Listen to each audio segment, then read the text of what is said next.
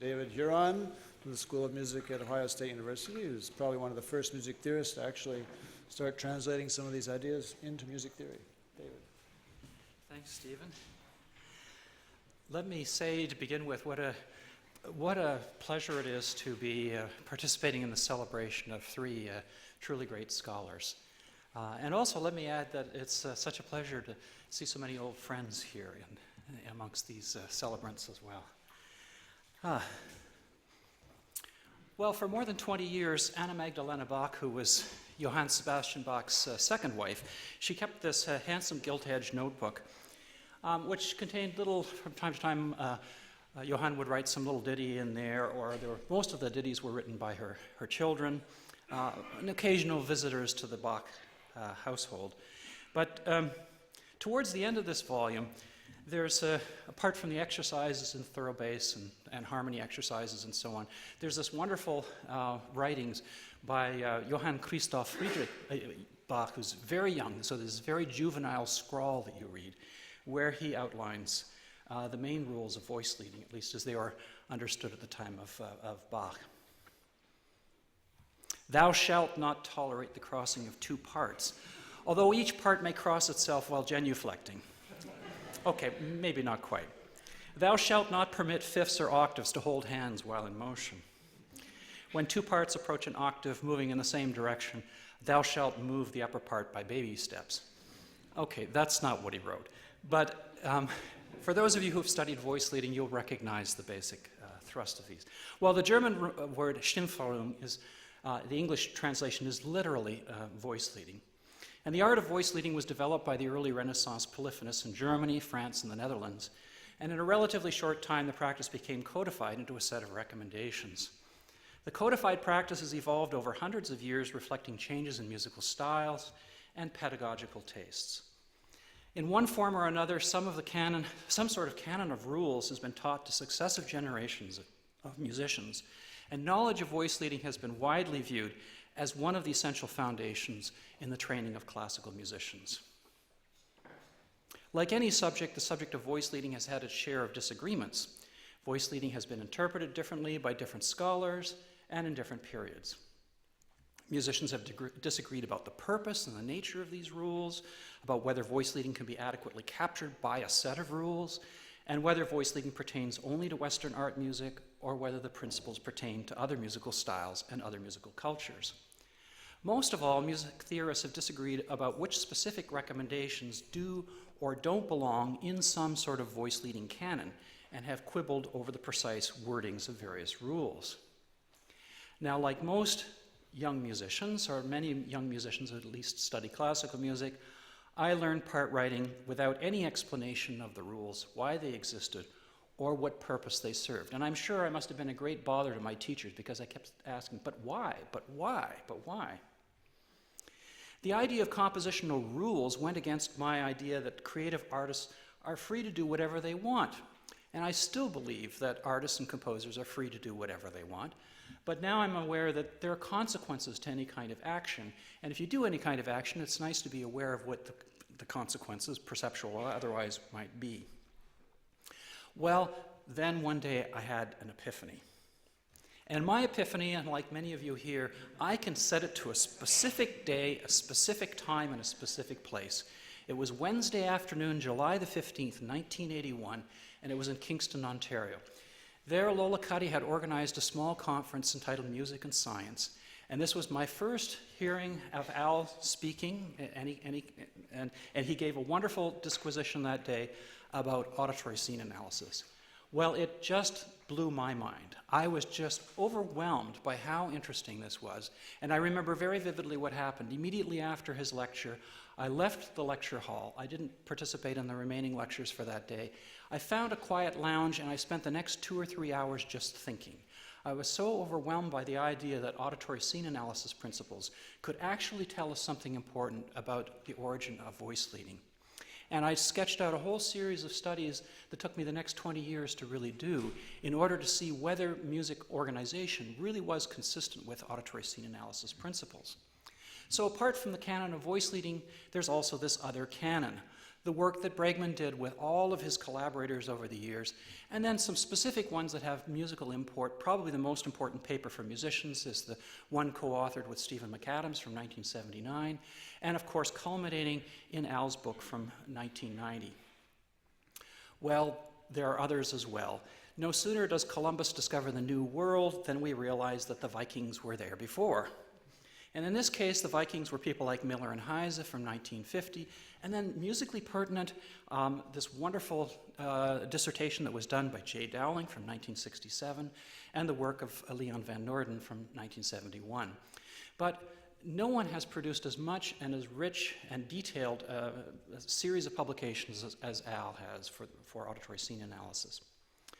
Well, when music meets ASA, all of these basic principles, the pitch time proximity and the competition of streams, the synchronous onsets, the harmonicity, the common fade or comodulation components, and so on, all of these are to be observed in classical voice leading practice. All of these principles are evident in the actual musical practice, at least for those musical practices that conform to one of the voice leading canons. Well, let's spend a little bit of time talking about some of the not so obvious aspects that you might expect. Apart from conforming to the main principles of auditory scene analysis, polyphonic writing also conforms to a number of not so obvious aspects. Let me give you a couple of examples. So here's a distribution of the prevalence of different intervals. In this case, it's the Bach two-part inventions, the 15 two-part inventions. And here you can see there's a general normal-like distribution here that's centered around about a minor tenth, which just indicates this is the ideal sort of distance between the two parts in the two-part inventions.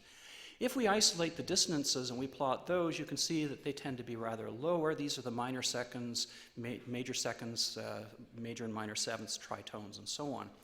If we plot the imperfect consonances, like the thirds and sixths and their octave equivalents, we see that they're quite a bit more elevated. If we look at the perfect consonances, so perfect unisons, fourths, fifths, octaves, and so on, you can see that in yellow here they are sort of intermediate between the dissonances and the consonances. So we might well expect that in this polyphonic writing, dissonances tend to be subdued, that consonances, imperfect consonances at any rate, are sought out. What are we to make of this sort of intermediate place where the perfect consonances exist? Well, instead of looking at prevalence, we might look at preference. And by doing that, we need to look at how the harmonic intervals would be expected to occur by chance. So we can iteratively generate harmonic intervals using exactly the same distribution of actual pitches in the original music, and we can create in these distributions and express the actual interval frequencies as z-scores. And since I'm in Canada, I get to say z-scores. So if we plot these now, values close to zero mean this is neither more nor less common than what you would expect by chance. For positive z-scores, this means that the interval is sought out in some way. And for negative z-scores, this means that they're avoided in some sense. So let's again plot the dissonances. And here you can see that with the exception of the tritone, which has an interesting and important role to play in the establishment of the tonality, most of the dissonances are avoided. The imperfect consonants, as you might expect, are things that Bach is seeking out. And by the way, I'm showing you data here from the Bach two-part inventions. This is typical not just in Bach's oeuvre, but in polyphonic music in general. But when we come to the perfect consonances now and we plot those are on the negative side. So actually, in a random juxtaposition of parts or a random distribution of pitches, you're going to have more octaves, more perfect fifths, more twelfths, and so on than actually occurs in polyphonic music. These intervals are actually being avoided in a certain sense, and which is surprising when you consider how important those intervals are for traditional Western harmony. So there's an avoidance of perfects that's going on. In actual polyphonic practice, those intervals that are most prone to promote tonal fusion occur less frequently than occur by chance. This is not a recommendation to be found in the traditional voice leading canon, but it is consistent with auditory scene analysis. Well, there's something else that Western musicians do. In Western music making, dissonances are harmonic intervals that are often prepared in the sense that one of the two tones forming the dissonance usually sounds prior to the other tone. Well, it turns out that the same thing happens with perfect intervals. In actual polyphonic practice, those intervals that are most prone to tonal fusion, such as unisons, octaves, fifths, and so on, are more likely to be prepared by an asynchronous preparation. So you have a tone here that's going to participate in an octave. It's introduced into the texture and is held over while another part moves into the octave relationship. So they're prepared in the same way that dissonances are. This is not a recommendation to be found in the traditional voice leading canon, but it is indeed consistent with the principles of auditory scene analysis. Well, one of the things musicians talk about are embellishment tones. Non-chordal tones are different names for these. Things like passing tones, neighbor tones, auxiliaries of various sorts, escape tones, anticipations, and so on. What's important about these tones is that they introduce an element of an asynchrony in one of the parts here, so that you can see in this case we've added a passing tone in the soprano voice. Here we've added a passing tone in the bass voice. And one of the things that happens is that these draw attention to the particular stream associated with that voice. Well, it turns out that when you actually look at real practice here, if we ask the question, what's the next most likely voice to be embellished, it's that voice that's gone the longest without an actual embellishment. So we might have an embellishment in the alto, and then we have one in the soprano, and then in the bass, and then the tenor, and so on. We continue the voice that has gone the longest without an embellishment, as in has had the least attention drawn to it, is the one that's most likely to have an embellishment tone attached to it. Again, this is not a recommendation to be found in traditional voice leading canon, but it is consistent with ASA principles. How many can you hear? So a number of years ago, in 1989, I did a study where I played music to people and had them identify the number of concurrent parts that were happening.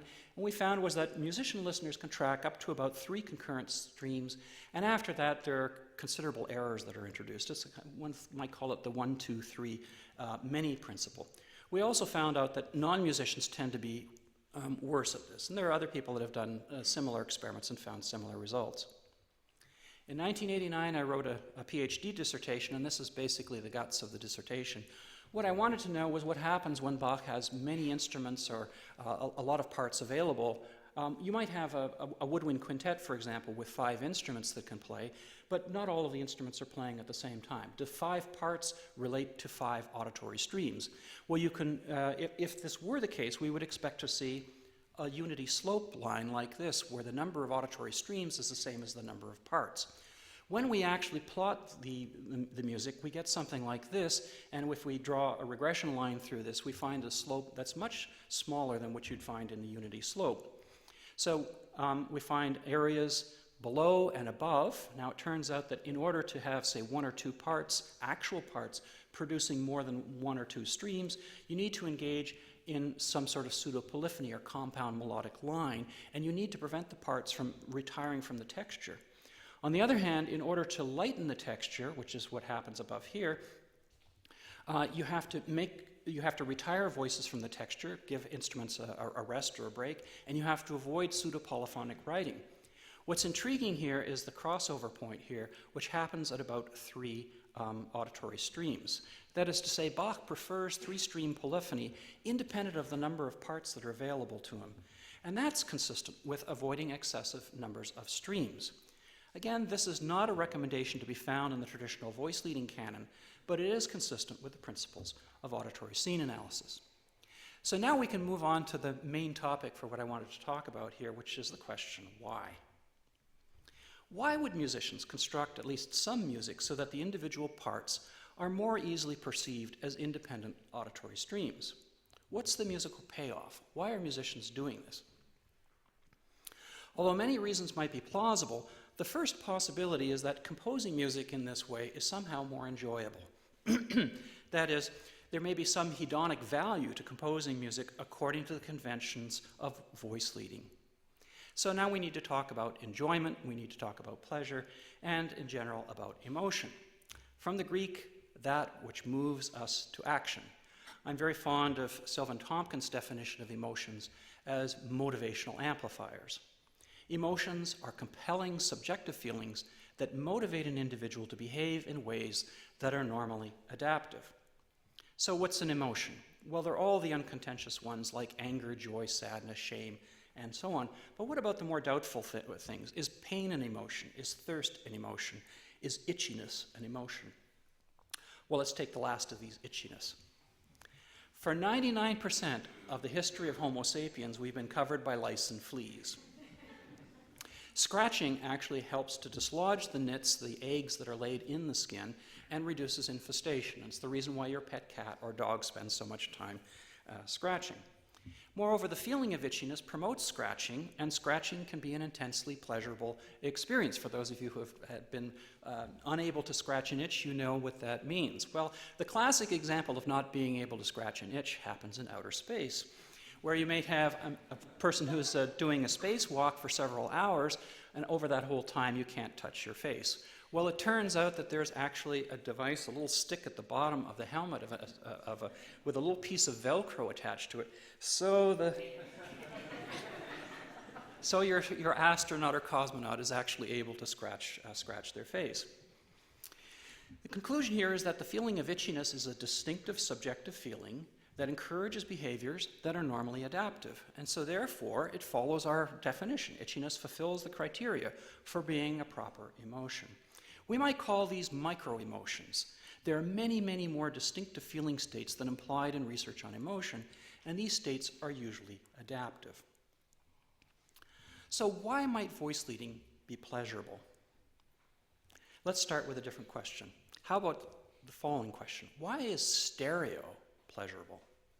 Harvey Fletcher carried out experiments at Bell Labs in the 1930s with stereo, and one of the things they found was that listeners prefer stereo reproduction over monophonic reproduction. From a scene analysis perspective, stereo provides improved localization cues for parsing concurrent streams. That is, stereo makes it easier for listeners to hear out the independent sound sources. At face value, following traditional voice leading practice makes it easier for listeners to parse the independent musical parts.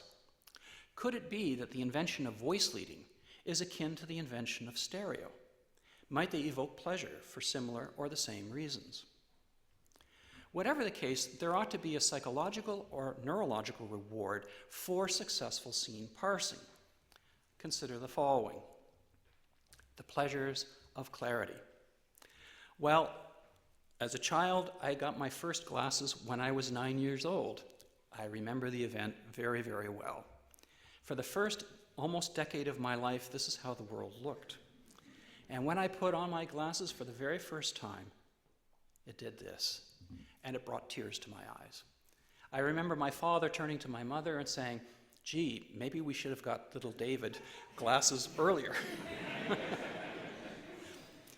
If clarity alone is responsible for pleasure, then why create music employing more than one auditory stream? Surely monody, the art of producing a single musical line, would be the clearest and hence the most pleasurable music. Well, here we might talk a little bit about research on emotional contrast. I'm fond particularly of Peter McGraw's work with basketball players. He took amateur basketball players, stuck them on a court, and he had them take shots at the basket. Before they took the shot, they had to give an indication, a probability of how likely they were to make the shot, from 0% to 100%. After they finished the shot, on a scale of 0 to 10, where 0 means I feel terrible and 10 means I feel great, he had them evaluate the consequence of this. So if you're standing directly underneath the basket and you do a layup shot, you might have a basketball player says, "Oh, 95% chance, I'm going to get this in." They take the layup shot, they get it in. How do they feel? Well, maybe that's a 6 or a 7. They miss it, that's a 0. They should have got that layup shot. Well, now we take them and we move them in different parts of the court here. In fact, in the extreme case, we move them beyond the three-point line, maybe out to mid-court someplace, and now they're going to take a lob at the basket. What do you think the probability is that you're going to sink this basket? Maybe a 2% chance. Okay, and now they take their lob. Well, of course, if they miss, that's maybe a 3 or a 4, something like that. If they get it in, that's the 10. That's the 10. So feelings are amplified by contrast. Consider a visit to the boss. Let's say that you've been called into the boss's office. You know that the economy hasn't been so great recently, so you think, maybe I'm going to be laid off. You walk into the boss's office and she says to you, "I'm sorry, the company hasn't been doing so well. I'm laying you off." How do you feel? Scenario number 2, you've been invited into the boss's office, and the boss, and you think, "Oh, if the economy is so terrible, I think I'm going to get laid off." You walk into the boss's office and the boss says, You've been doing really good work. I'm giving you a raise. How do you feel? Scenario 3, well, you can imagine this. I've been doing such great work. I'll bet you I'm going to get a raise. You walk into the boss's office, you're offered a raise. And of course, the terrible number 4, you think you're going in to get a raise, and you get laid off. Feeling bad and then feeling good is much more pleasant than feeling good without the antecedent bad feelings. Let's take an example in the visual domain. This is a random dot stereogram. In fact, if you are able to resolve this properly, it's a 3-dimensional spiral that should come whopping right out of the screen for you. Well, it may or may not happen. I suggested this analogy for auditory scene analysis in 2001. For those viewers capable of deciphering random dot stereograms, the experience is intensely pleasurable. An entire market exists for these so-called magic eye pictures. However, not everyone can successfully resolve the images. So here's the conjecture. The pleasure of resolving random dot stereograms in magic eye pictures is amplified by contrastive affect. The bigger the visual challenge, the more intense the contrast between visual irritation and successful visual parsing. Well, we might imagine a similar thing with regard to auditory challenges. And once again, the conjecture. Making an auditory scene complex or potentially confusing increases the pleasure when correct parsing occurs. The principal difference between music and speech, of course, is that in speech, single auditory streams are the norm, whereas in music, multiple auditory streams are the norm. So back to Bach. Remember, we saw how Bach seems to prefer music with 3 auditory streams. That's the density that most challenges listeners near the limit of their capacity for tracking multiple auditory streams. So let's ask 3 questions here. First, why did polyphonic music making arise only in Western culture? Secondly, why doesn't everyone like polyphonic music? And thirdly, why doesn't all music follow the rules of voice leading? Let's address the first of these questions. Voice leading demands refined coordination between musical parts. Musical notation makes coordination between multiple parts and multiple musicians much easier. Musical notation was invented in many different cultures, including Chinese, Japanese, Indonesian, Persian, and various African cultures. Most notational systems act primarily as a mnemonic to remind the performer how an already familiar piece of music goes. And the earliest notations in the West, all the way back, are typically just the words written down, which are easily forgotten, but more developed notations include some indications of pitch contour or pitch sequences. One of the most challenging and difficult problems affecting notation is how you notate timing. And here, the West, the big invention appeared around 1250 in France, so-called mensural notation, where you could start to effectively notate timing and allow the coordination of multi-part music much more effectively than existed before. Polyphonic musical organization would have been virtually impossible without the development of mensural notation. So part of the reason voice leading developed only in the West was that the West devised a notational system capable of refined coordination of timing. Let's move on to our second question. Why doesn't everyone like polyphonic music? There are plenty of people who don't like polyphonic music. I was trained as an organist, and you'll find this all over if you look for contracts and jobs. Despite the importance of J.S. Bach in the organ repertoire, some churches establish contracts with hired organists that limit the amount of Bach that can be performed. This has largely to do with many members of the congregation just don't like all that polyphonic gobbledygook. Musicians, on the other hand, tend to enjoy polyphonic music more than non-musicians. Well, let's go back and recall our magic eye pictures. Not everybody gets it. Could it be that polyphonic music is less enjoyable for those listeners that have difficulty parsing the concurrent parts? Could it be that musicians tend to like polyphonic music more than non-musicians because they can better parse the complex auditory texture and so benefit from the contrastive affect? So this leads to a testable prediction. Those listeners who enjoy polyphonic music are better able to track multiple concurrent auditory streams than those listeners who dislike polyphonic music. And what would be nice now is to show you a series of slides that test this, but it hasn't been done. So there's an important thing to do someday. Let's move on to our third question. I'm a music theorist, so I get to posit theories, and we'll test them later. Why doesn't all music follow the rules of voice leading? Well, here we might have this notion of plural pleasures. There isn't one pleasure. There are multiple sources of pleasure. We get pleasure from eating, from sex, from nurturing one's children, solving puzzles, receiving praise, all sorts of things. I've talked about this in terms of what I like to call the dinner party model. So I haven't been eating so well, I decide to go home and I'm going to bake up a coquille Saint-Jacques. So I put some scallops in the oven, I bake them, I pull them out, I put them on the kitchen counter, I let them cool, and then I take out a fork and I eat it. Well, nobody does that. Okay. If I had gone through all of that effort, the first thing I do is pick up the phone and I phone a friend and say, would you like to come over and have dinner? So they come over and both of us stand at the kitchen counter and we both eat the coquille Saint-Jacques. No, nobody does that either. If they're going to come over, then we're going to make use of the nice china. We're going to set up a nice place around the dinner table, maybe get some flowers, some scented candles, put on some music, and depending on who it is that you've invited over, fire up the hot tub, and who knows what might happen later. As I like to say, the brain is not of one mind. That is, there's this dinner party. What we've done is we've taken a single pleasure, which started off as a gustatory pleasure. We've added a kind of carbuncle of pleasure after pleasure after pleasure, a social pleasure, an olfactory pleasure, a musical pleasure, to try to craft an event which has as many ways of tickling our fancy as possible. You can also see the dinner party model evident in a sports bar. Here, if you're there with your friends, you're going to get a nice dose of oxytocin as you do all that bonding stuff. If your team happens to be winning, undoubtedly you're going to get a serotonin fix. You're certainly going to have the nicotine and the alcohol. It's a regular cocktail of all these different ways in which you might have fun. So I think the same thing happens with music. There are many different ways in which sounds can evoke pleasure, and that voice leading is only one of possible components here. So let's review and wrap up. Why did polyphonic music making arise in Western culture?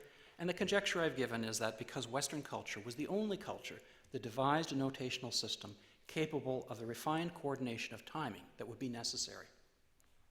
The second question, why doesn't everyone like polyphonic music? And here the conjecture is because not all listeners have the same capacity to track multiple concurrent auditory streams. And the third question, why doesn't all music follow the rules of voice leading? And here my conjecture is because there are multiple ways in which sounds can evoke pleasure, and voice leading is only one of them. So let me end here. The year after Al's a book came out, I published a book review on it, and this is a quote from the book review. This volume is destined to become a classic. I cannot recommend this book too highly. It articulates a unique and visionary theoretical framework that is bound to inspire a great deal of further research. Bregman talks about his mentor at Harvard, Donald Norman, who told him, make a silk purse out of a sow's ear. Was that right? Was he your... It was Neil Miller. I'm sorry. Then I need to change that.